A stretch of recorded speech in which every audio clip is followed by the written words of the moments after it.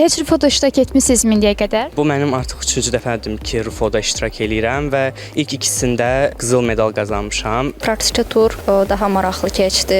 Əslində mən bir neçə illərdir artıq Rufoya qoşuluram. Yəni maraqlı oldu və yeni şeylər öyrəndik biraz da. Ən çətin hissəsi hansı idi? Nəzərə tutulur suallar qarışıq idi, amma Yenə də maraqlı idi. Burada bəzi məsələlər var idi ki, xəttlərin çəkilməsi və s. burada pigmentlərin qoyulması, pigment hansısa bir yerə səhv qoyulsaydı, ümumi olaraq bütün preparatlar ekstrat məhv olmuş ola bilərdi. Çətin suallar da var da, asan suallar da var idi. Sənin üçün tapşırıqların ən maraqlı hissəsi hansı idi? Praktikaya da daha maraqlı keçdi və özümüz keçirdik. Ona görə daha maraqlı idi.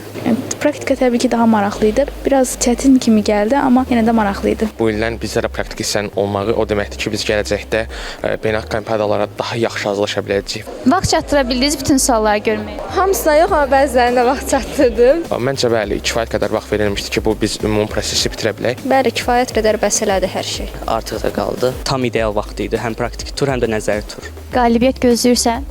Ümid edirəm bəli, qalib olaram. İnanıram ki, yer tutaram.